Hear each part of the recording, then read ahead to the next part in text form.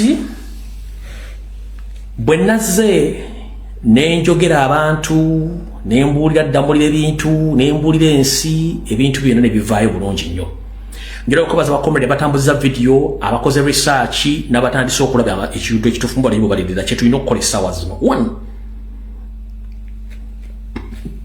enjojja kubeera mu kooti oba wakwate bakutulugunye nange kyekimu noli kyekimu tugenda kubeera mu mbeera eyo no.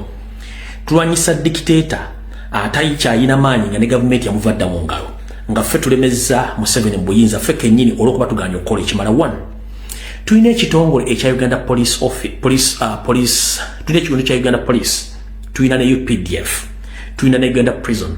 Wabula Museveni yakuliyetingawo terrorist organization or terrorist group within the country.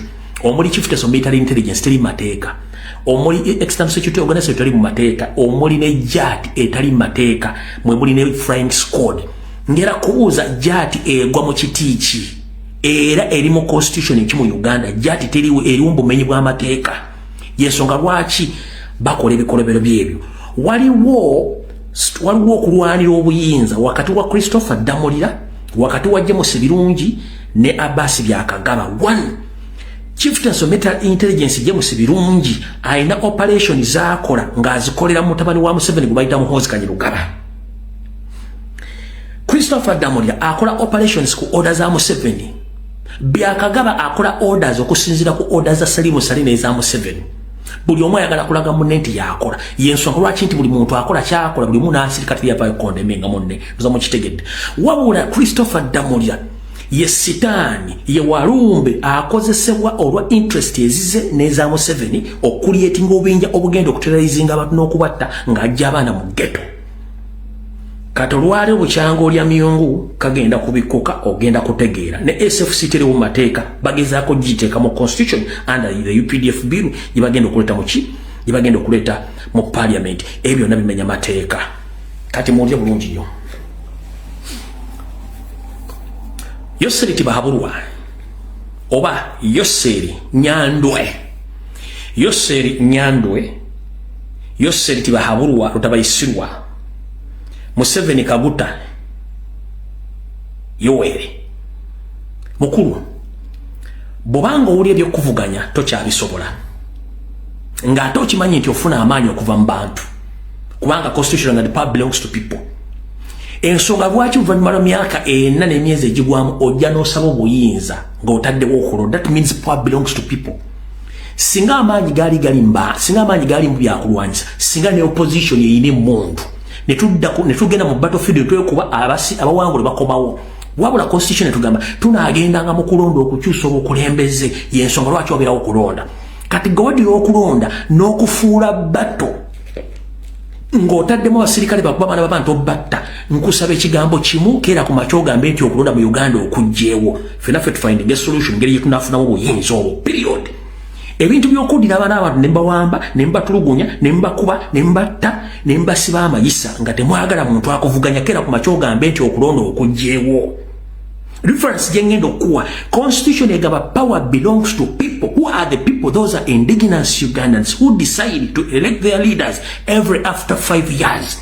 Why do you go for elections if you think that power belongs to guns? Why do you organize elections? Because you need the power from the people. If you thought that power belongs to gun, even we, the one in opposition, we would have purchased guns already. We have those guns to take over power. But the constitution says power belongs to people every after year. We must go and participate in the coming election to elect or to select our leaders peacefully, not by using guns. Nchida Museveni kankugambe. Constitution etugamba nti obuyinza buli mu bantu. Wanayitangayo emyaka 5 omunaddangayo mu bantu ne mbasaba akawulo ne bakabawo bane bakakumba kubanga obuyinza buli mu bantu. So obuyinza tebuli mu mundu. Singa obuyinza bwali buli mu mundu nga wewebuzabuza naffe opposite twanti batuyine mundu nga tugamba ntuyine mundu tugende erukaya tuwekuba amasasi abasigale batwale eggwanga. No, that is nonsense. Negogezaako tusindika. Njala kugamba ekigambo kimu keera ku makya obulanga tokyasobola kuvuganya oggyewo okulonda period. Yensonga lwaki tugamba nti okulonda kuggyeewo tumanye tukolaki Tetukyagala muntu akuvuganya. Njalo ko bazanyisa basumba wa Uganda okuyisa obaka buno wammanga.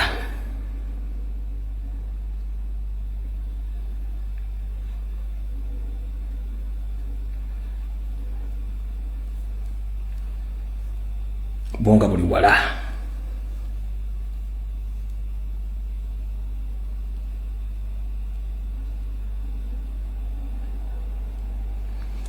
Buno baka wasabu sambo ya wadde Museveni. Bwana Fabeka wempe bagenda okulonda agenda okuddangagerera sigirinya. Ennaku yankute nga mwabaddemu okulwanagana n'okukubagana n'omukubo n'amawulire okubba nayatika n'eriizo.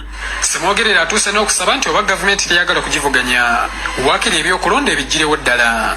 Okuba munno n'asigala ng'ayimiridde kuba gwayagala okwesimbawo. Waakiri bireke bulesi mu kifo ky'okubonyaabonya omuntu. Nti buddemu kubanga si yantalo. Ate bigoberereka nti olina okukulembera ensi wekka. Bintu kasita oteekawo okuvuganya era ebyo bibeerawo. Oba otayagala biggyeewo nti wali okuvuganya. Museveni, do you copy that? And I don't expect you, Museveni, to send your dogs to intimidate the Kampala Archbishop, Paul Semwogerere, about this statement. Because all the concerned citizens of Uganda, they must stand up to condemn the brutality of your regime. You've ruled Uganda for 40 good years, but with the torture, killing, kidnapping innocent Ugandans without social media platform to expose you, because you have been using the mainstream media, mostly UBC, to fool Ugandans. Because nobody knew about your history. But I don't expect you to send a threatening message or messages to people who stood up to condemn the brutality. More especially, the Archbishop of Kampala, Dr. Paul Semwogerere, about the statement which he gave the public during the Sunday services. Kankadde mukategere bulungi nnyo. Bwana Fabeka wempe bagenda okulonda agenda okuddangagerera sigirinya. Ennaku yankute nga mwabaddemu okulwanagana n'okukubagana n'omukubo n'amawulire okubba nayatika n'eriizo. Semwogerera atuuse n'okusaba nti oba gavumenti teyagala kugivuganya waakiri ebyokulonda ebigirewo ddala. Okuba munno n'asigala ng'ayimiridde kuba gwayagala okwesimbawo. Waakiri bireke bulesi mu kifo ky'okubonyaabonya omuntu. Nti buddemu kubanga si yantalo. Ate bigoberereka nti olina okukulembera ensi wekka. Bintu kasita oteekawo okuvuganya era ebyo bibeerawo. Oba otayagala biggyeewo nti wali okuvuganya. Webale nnyo Ssaabasumba wa Kampala, Archbishop Paul Semwogerere. Kale katutandika akatambi ka leero. Bwe navaayo ne njasanguza Christopher Damulira n'ebikolobero bye. Christopher Damulira yatya nga ntadde famire n'abalala. Kati nga sinagendawo bulungi nnyo, njala sooka tegeeza mukulu Christopher Damulira ebigambo bino wammanga. 1.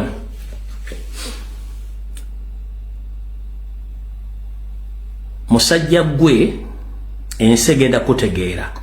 Naye video ya leero obudde nga budduka. Omukulu ono bwe namukuttemu ka video kano, yalonze abantu be Kampala n'abatwala ku kyalo kye ekya nnyina gye bamuzaala ne bakola okwekalakaasa, ne boogera ebigambo bingi nnyo, ne baagala banoonya abantu abawa information. Kano ka video lwakaba batali ku mutimbagano nga tumaze omulabisa kano. Abatuuze ku byalo ebyenjawulo baagala gavumenti eteeka omukono ogw'ekyuma ku bagaba ebifaananyi mu babuloga n'ekigendererwa ekyokusiga obukyayi. Kidiridde abafamire ya Brigadier General Christopher Damulira akulira ekitongole ekya Crime Intelligence mu poliisi okwemulugunya ku bigambo ebyasaasanyiziddwa buloga Lumbuye nti ono awamba abantu n'abajjamu ensigo n'okubasengula ku ttaka lyabwe. waliwo obutambi bwafulumiziddwa Frederick Lumbuyenga alumiza famire yakulira ekitongole kya Crime Intelligence Brigadier Christopher Damulira abukulembeze beerosi wano ku kyalo Kitandati Kalu Kiryamuli Senga n'ekitunga mu divini gombinansa n'okuwamba abantu ne bajjamu abantu ensigo kugatta n'okubasengula ku ttaka ebigambo bitabulidde abatuzzi ku byalo bino ne batuusa olukiiko lw'amangu okusala entutu ebayinza okukwata abavubuka baweereza Lumbuye ebigambo ebyobulimba nga olukiiko lubadde ku ddwaliro ekitanda olina ateekalo ekifaananyi kye ng'ayogera nnyo kubanga amanyi gavumenti obuvo n'obuddo nekyayagala kiyitewo ebyo ettima ebiri kuno n'obujja n'efutwa tubikolimira mu linnya lya Yesu Kristo. lwetagita okulembeza abenjawulo kw'otadde ne famire ya Brigadier Damulira nga lubadde okubizibwa ssentebe wa Rosito Etikalu Simon Tefe abavuzi ba gavumenti ebiga byagenda Lumbuye bigendera kusiga bukyayi eri famire ya Brigadier Damulira naye nze olwafunye amawulire ago nze kennyini natidde nesiwadde nnyo nze kimmanyi nti bamukubalwa ofisi gy'alimu bategeeza Brigadier Damulira alese enkulaakulana mu kitundu kyabwe naye ne basaba gavumenti ebikola ekikola ku bantu abagenda mu maaso n'okwesuubya emitimbagano.